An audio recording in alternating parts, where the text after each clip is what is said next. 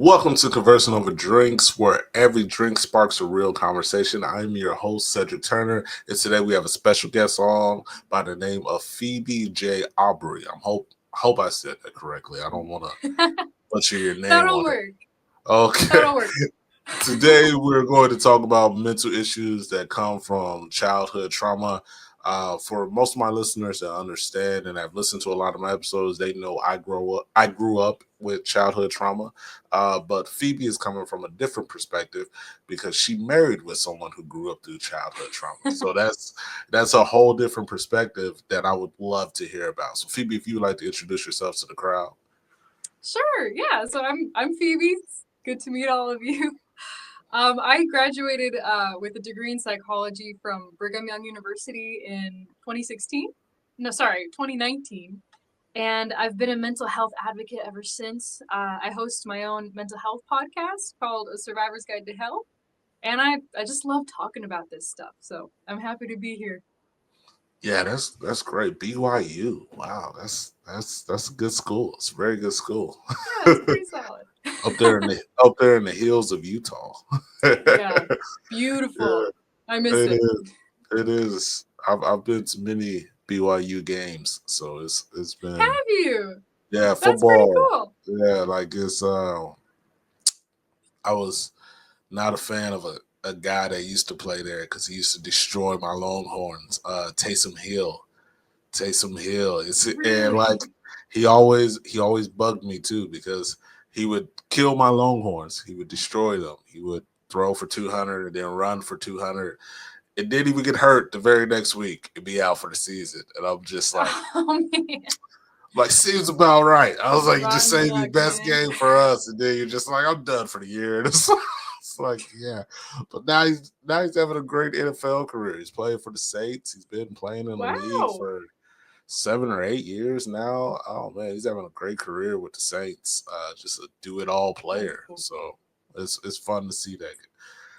Okay, so let's jump into the podcast. For all my fans, I am drinking coffee. It is 11 o'clock in the morning here in Japan, and I have a lot of meetings today with parents. So I need to be drinking coffee. I can't drink my standard wine or whiskey because then that would just lead to whole different conversations. Um, let's jump into the first question. Could you tell us what was your interest behind childhood trauma? So, like I mentioned before, I got a degree in psychology, and about three-quarters of the way through this degree, I took a sabbatical, and I at the time I was a Mormon, so you might recall, the people that knock on the doors have got the little black tags, and they want to Oh share yeah. a message about Jesus, that kind of thing. I have a Book of Mormon sitting right next to me.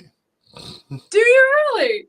Yeah, they're here in Wow. Japan too. They stopped me on the road. Gave me the Book of Mormon. It's a small world, man. That's Yeah, crazy. I can't believe you have one with you. yeah, Well, I'm not a part of that faith anymore, but I did, stop my college education temporarily to go serve a mission, and I went to Kentucky. So there's a big difference between Utah, where I was, and Kentucky, where I started to serve. very And big. it was it was my first real exposure to a very big range of socioeconomic statuses. Yeah, So I was blessed with a pretty good childhood, but I found myself in the homes of a lot of people that didn't have nearly as much as the blessed childhood that I had. yeah, And it was really interesting coming from it, like in the middle of my education in psychology, to actually see some of these I'll just put it bluntly, some of these mental illnesses and some of these unhealthy behaviors play out in real time. yeah. So I think that piqued my interest more than going to university did. Near the end of my mission, I happened to stop someone in a parking lot to talk about Jesus, and a few months later, I ended up marrying that guy. So, well, it was more than a few months.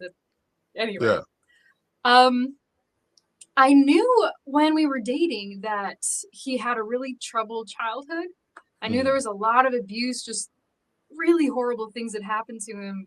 His father was violent. His mother was, she struggled emotionally. We'll just put it Yeah. that way. She wasn't always there for him. But from where I was standing, he seemed healed. Like, he was my dream guy. He was perfect. He'd gotten over it. Man. Um, I know it's so naive, right? It was really ignorant. So we got married, and I started, as the jitters, like the love drug, kind of wears off. You start to see that, okay, this person might be 45.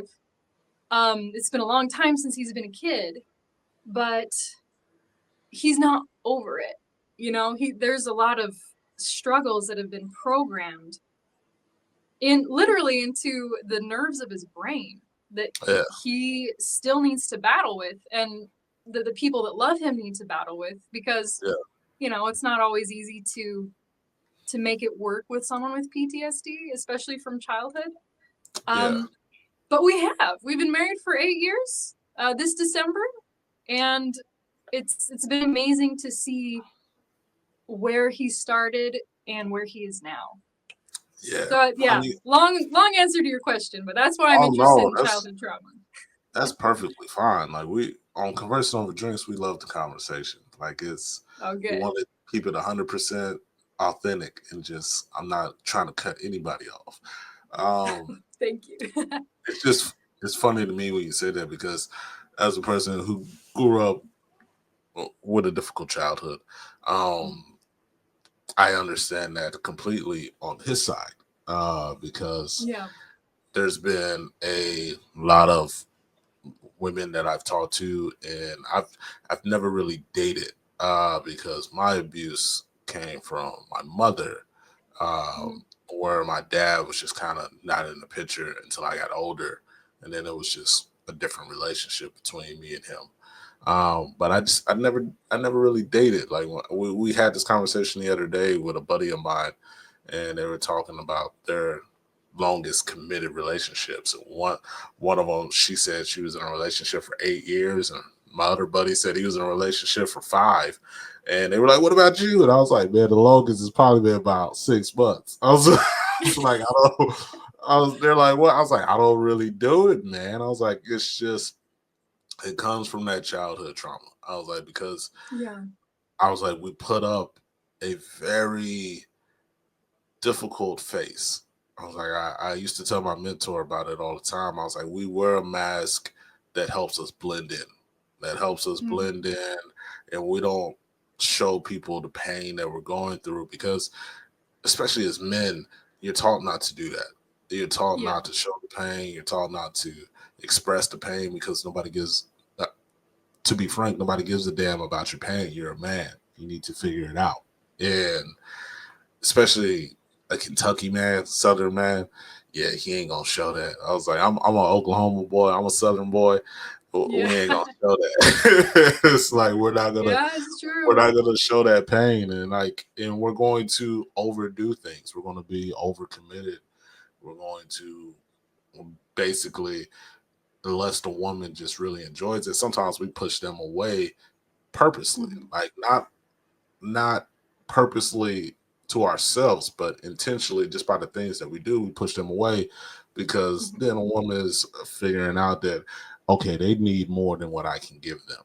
And it takes a very strong woman to be like, no, I want to stay here and help. So I commend you on that. I commend you on that. That's Thank very you. hard. Yeah.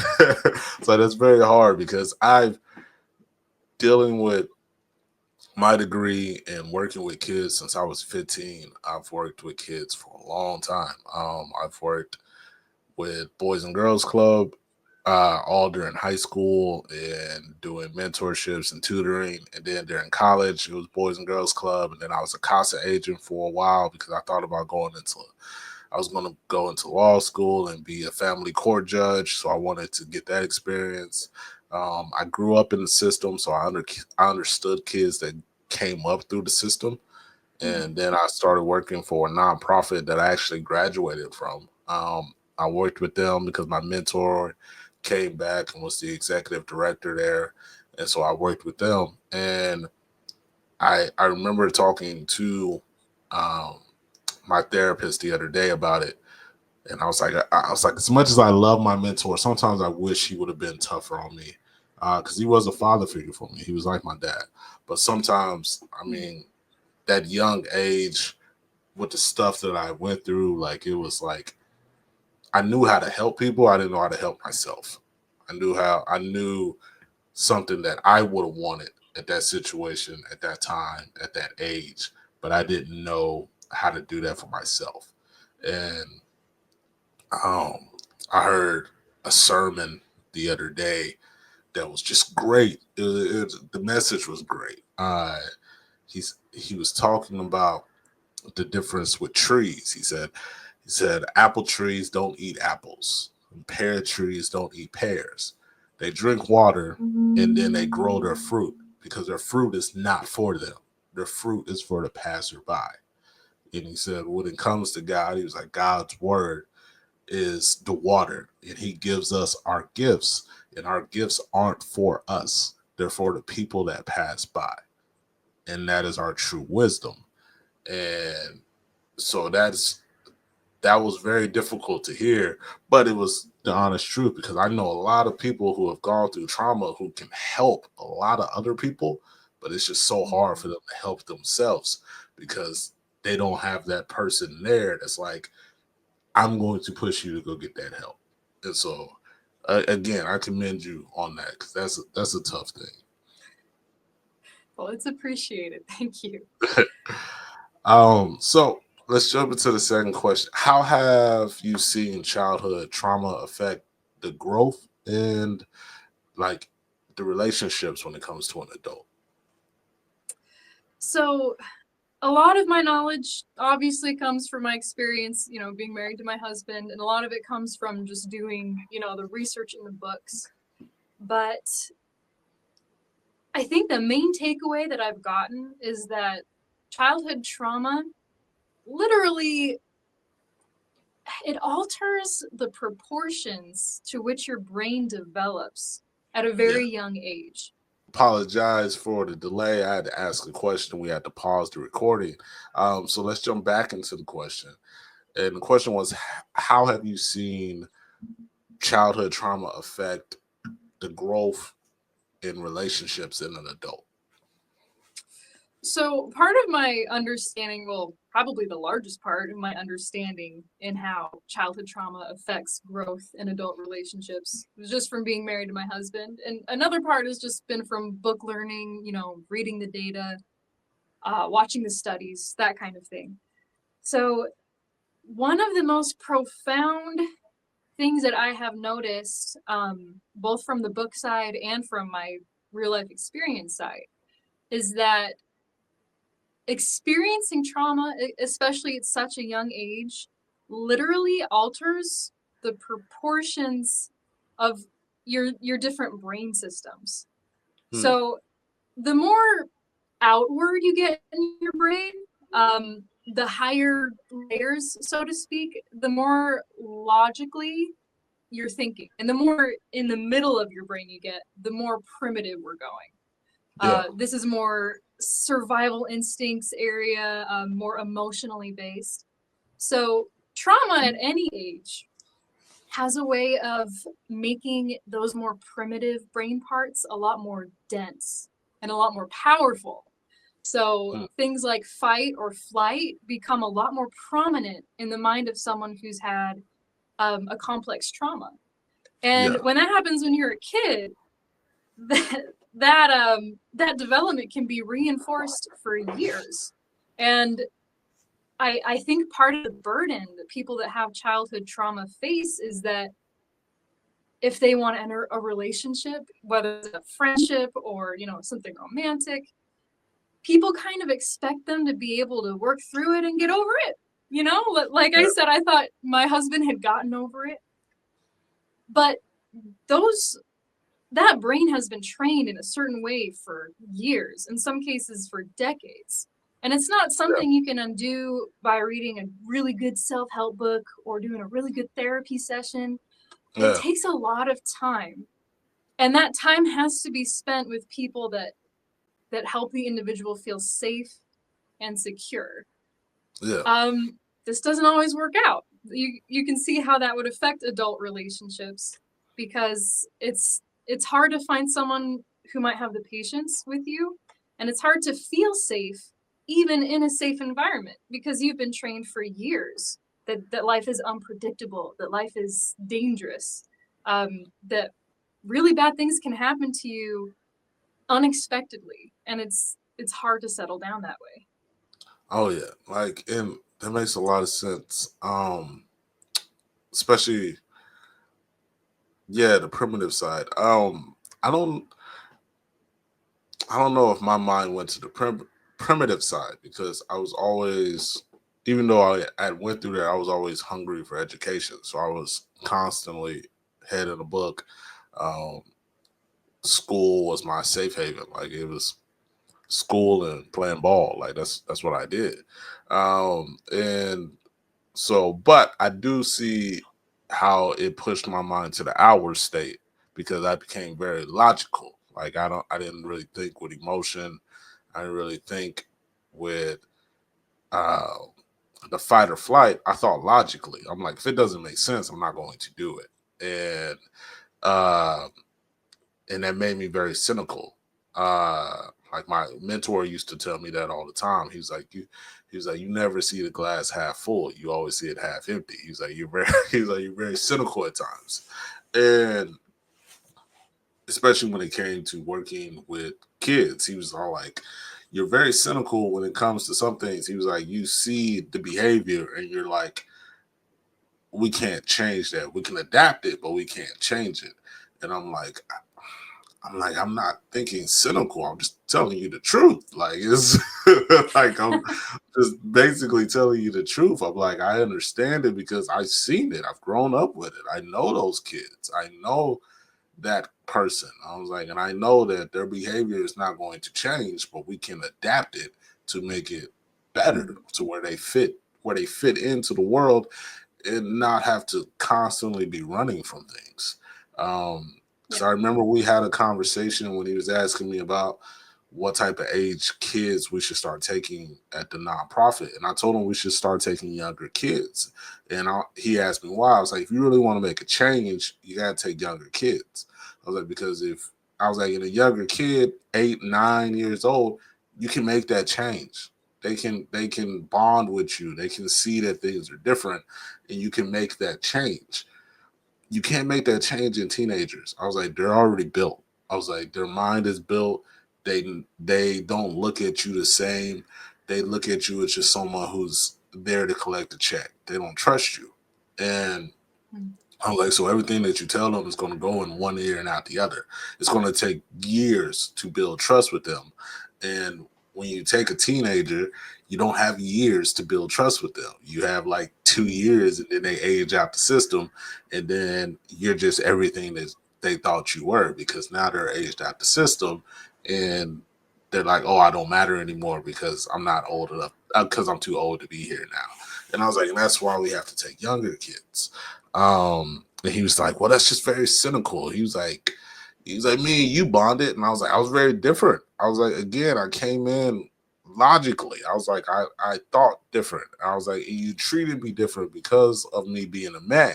I was like, you were tougher on me. I was like, and I've seen this with you. I was like, I've seen that you've treated me tougher.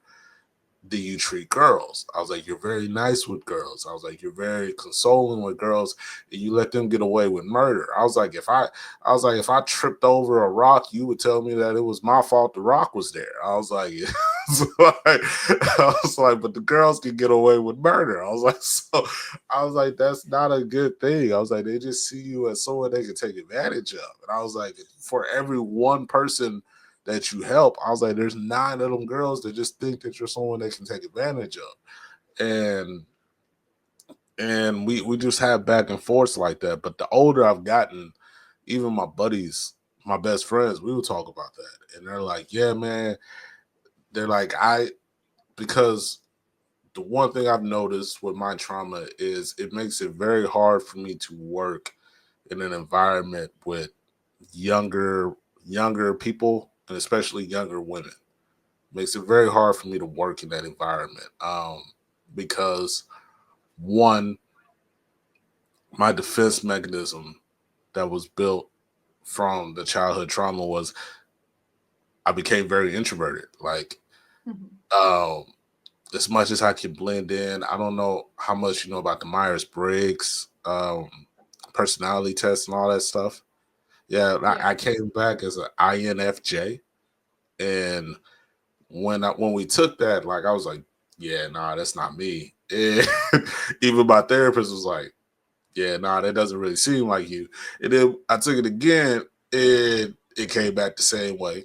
And then I've taken it another time, and it came back the same way. And then we were just like, okay, well, maybe you're an INFJ. And I was, and when I really started to dig into it, I was like, it is correct. Like I'm an introvert that can blend in. I was like, but once I've Mhm. blended in, I need like 2 or 3 months to recharge. And I'm just like, don't talk to me, don't bother me, don't message me. I don't want to talk to you. I don't want to hang out with you. I don't want to be around you. Um, and I've noticed that at work, like being a Southern boy, being black in Oklahoma, uh, you don't go into work to make friends. You go into work to work.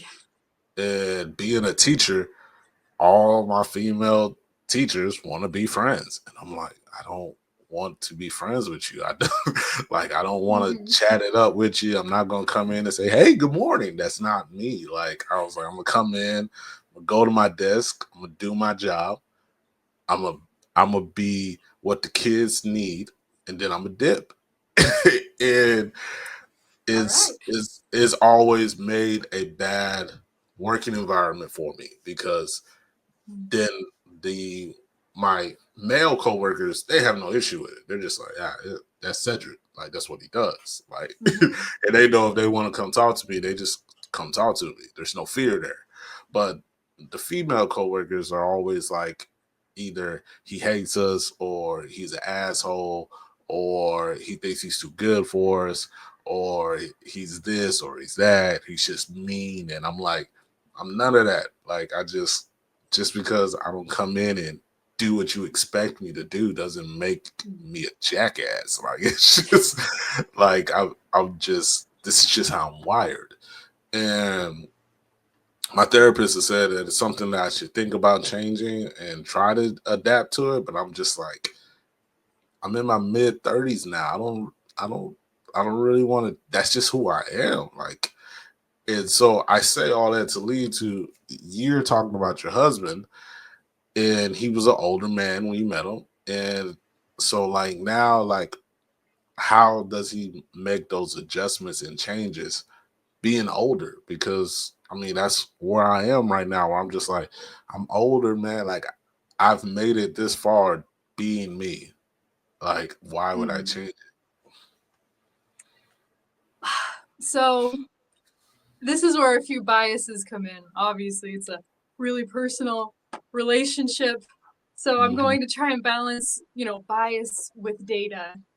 Um, in my opinion, this is bias time. In my opinion, um, his he has aspired to be nothing more in life than the best human being he can be.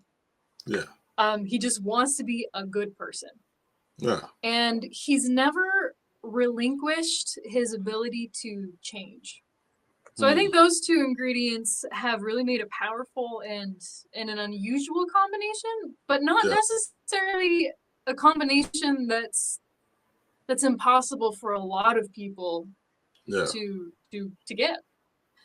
Um and we've also tried a bunch of different techniques. None of them have been miracle cures, but I think incrementally it's helped him to relax, to kind of relearn some of the some of the unhealthy behaviors or unhealthy thought processes that he was trained to learn in his childhood. yeah, And after 8 years, I mean, it took a few years before I even knew this was actually going to work, yeah, because like I said before, it was very difficult. So after 8 years, I feel like we have a dream relationship, but Yeah. we really had to earn it after, frankly, a few years of hell. Yeah. So that's what I think. Yeah. And I understand that too. Like me and my mentor started out that way. Like we started out very rocky relationship, and then about year 5 or year 6, we had kind of that father son relationship where he was extremely comfortable around me, and I was extremely comfortable around him, and I trusted him more than anybody. And but it's funny to me because I say that, and I say I trusted him more than anybody, but until the last 2 years of his life, he didn't even know about my story. Like he didn't know how I grew up. He didn't know what me and my Wow. mom had been through because I had never told him. And I didn't feel the need to tell him. It was just like I was like, why talk about that? Like, but we had a very good relationship. Last 6 years of his life, we were neighbors basically. Like he lived right across the yard from me. Um, we had Awesome. coffee. We had coffee every morning. We texted every day. We talked every day. Um, he was my boss, but he was more like a father to me, and so it was. We had a very good relationship, and he was seeing the change in me too. A lot of my friends were seeing the change in me. He was seeing the change in me. It was a growth and a maturity that was happening there. But then when he passed away, I feel like that all stalled because then it became now I'm lost again. And so like it was like I was talking I was talking to my best friend about it, and I'm like, man, I was like I had three people that I really depended on. I was like those three people that like I could talk to about anything, I trusted with anything.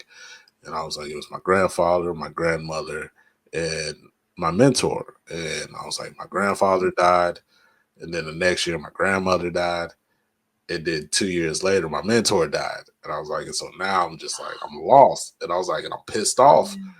And I'm like, I'm super mad at God because I'm just like, the fuck do I do now? Like Yeah. you took everybody. Like, what do I do now? Like, who do I lean on? Who do I trust? Who do I who do I have these conversations with when I need to talk? And it's been I kind of ran away from it all. Like that's why I came to Japan, just kind of running away from it. And as good as Japan has been for me, it, it hasn't been the best because I still haven't handled those issues. Like I'm still angry. Like I'm Mm. still looking for that person where I'm like, because with my mentor, like I love my best friend to death, and he is somebody that I could talk to about anything. And me and him talk a lot, and he's giving me a lot of good advice. But it's also understanding my trauma that I grew up with, and understanding my values. I value family life over everything.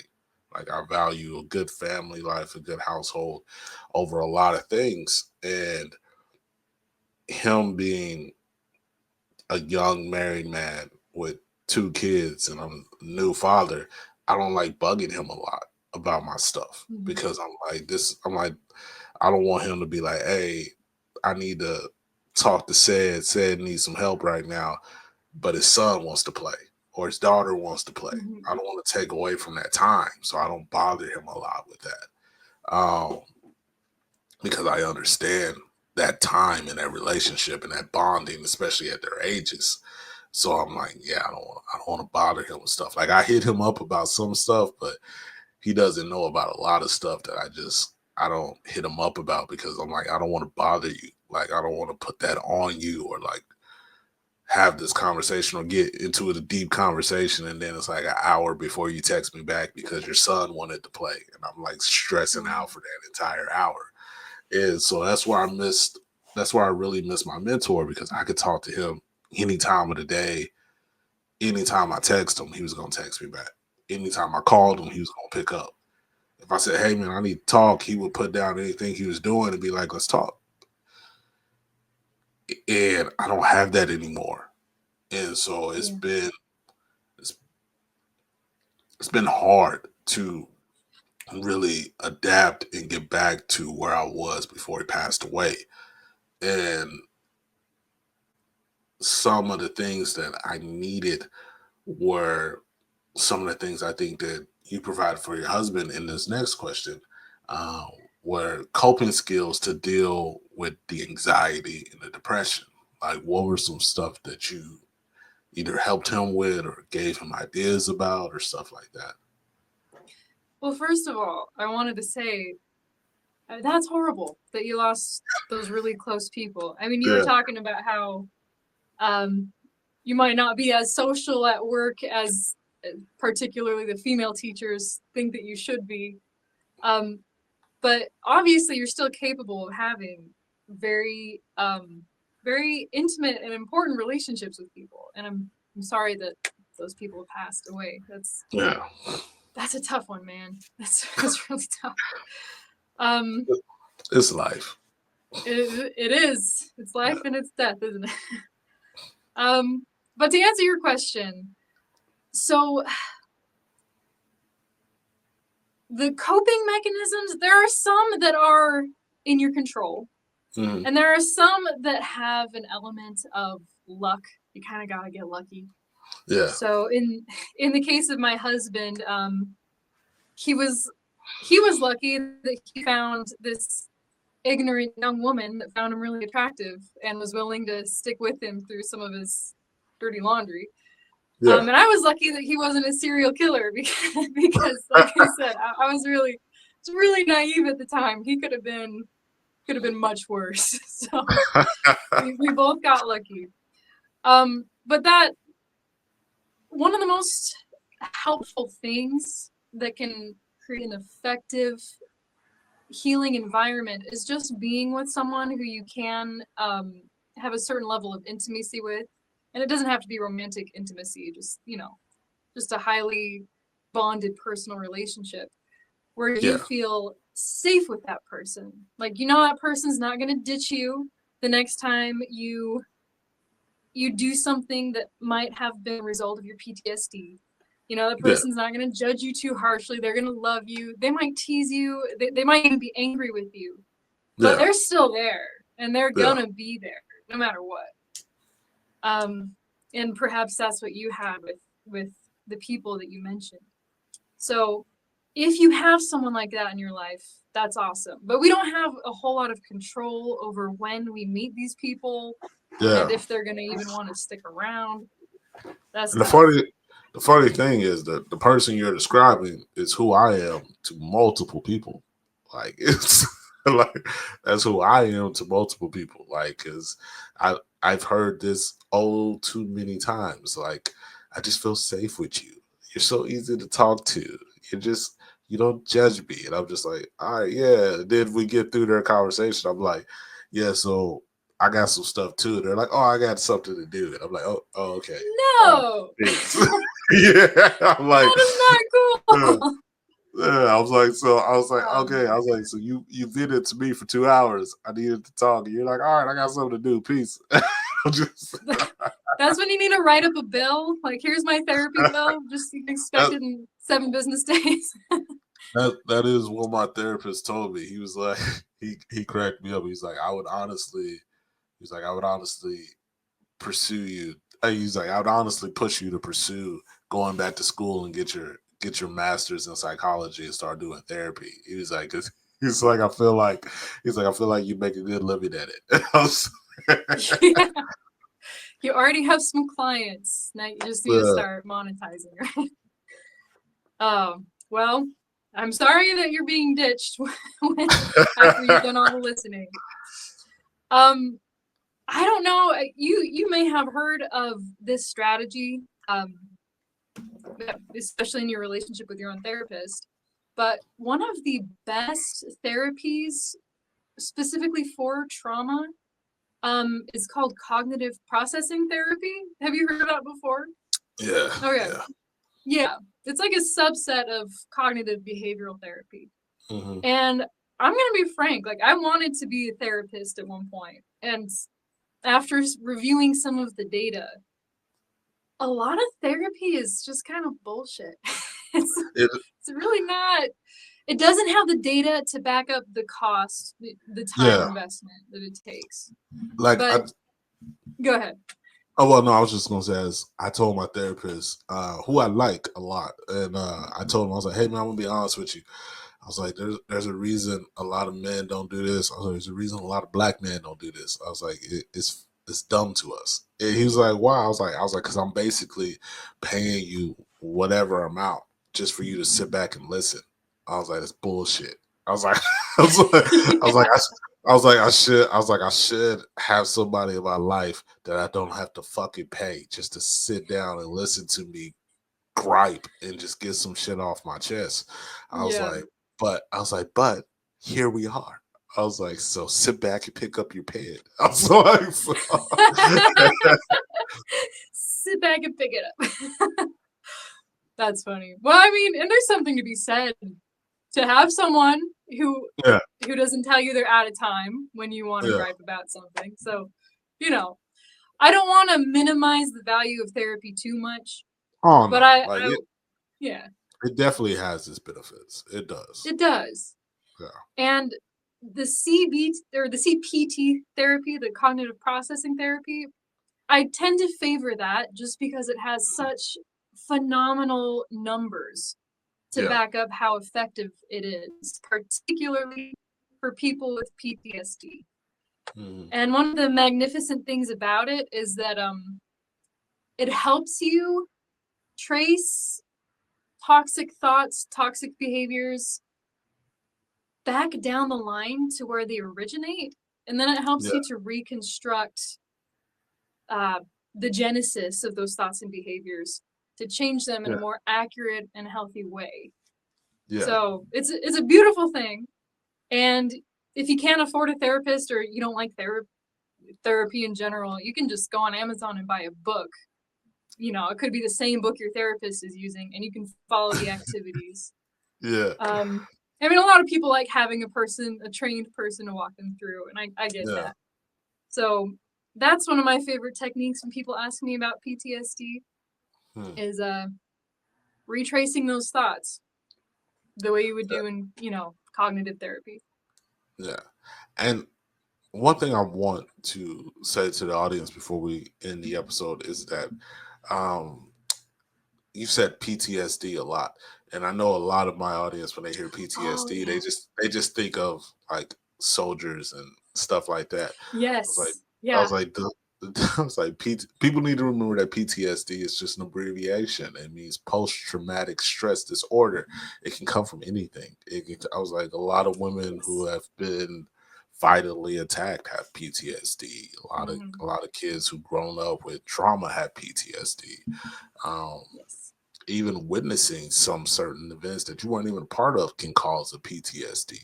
And so it's not just a military thing. It is a very, Hmm. very serious condition, and a lot of people who have went through a lot of different things. Sometimes it can be easily overdiagnosed because sometimes it's just some people just need to, I don't know. But in most, it's a very serious thing, and um, it's a very good thing for men to talk about this because I'm like being a Southern boy. It really takes a lot out of me to say that this is something that men need to do because you grew up always being told that we don't do this as men. Like whatever is going on, you just push it down and you just keep trucking forward.